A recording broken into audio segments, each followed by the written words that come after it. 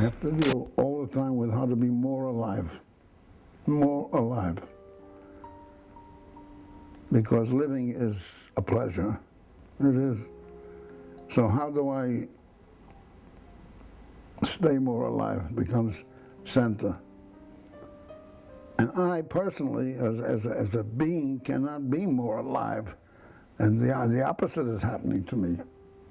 The only way I can stay more alive is through you, is through that young person. It's through other people. Without that, I'm just going to be a bag of ashes. I call my life the freedom train. What do I mean by that? The freedom train has no final stop. It's forever. The search for additional human freedom is forever.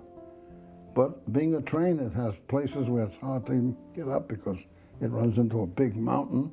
Occasionally it gets derailed, but more or less, but certainly, eventually, that train moves forward.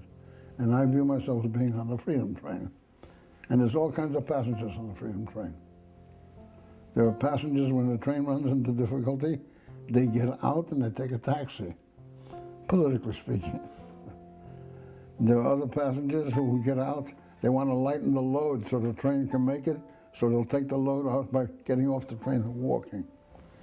But there's some of us on that fucking train who'll get out and push that fucking train till it gets up to the top of the hill and then get back in and continue with the ride. That's the real activist. And what makes such a person? I'll say it in a few words. Activism is not a sacrifice. If it becomes a sacrifice, get out of it. To me, being a radical humanist is to be a person who's concerned with the world in which he lives, recognizes a great deal of the inhumanity in this world, is decided to do something about it,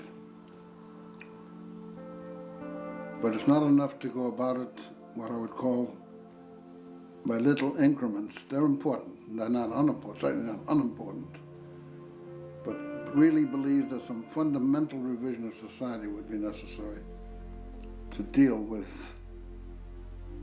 peace as opposed to war, human cooperation as opposed to exploitation. Abe Osheroff, with characteristic honesty, wonders aloud if the fight can ever be won. We fought the good fight, he says, and we lost. And yet, I received a letter from Abe less than a month ago saying, I'm still in the good fight, even in a wheelchair. I have also heard him say that we do not fight the good fight because we know the fight will be won. We fight the good fight because it is the right thing to do, because our lives will be immeasurably richer for it. We are driven to create a record of human suffering and resistance to suffering without the luxury of measuring our impact on the world, which cannot be weighed, measured, or otherwise quantified. We do not write such poems because we necessarily believe that our side will win and that conditions will change. We write them because there is an ethical compulsion to do so.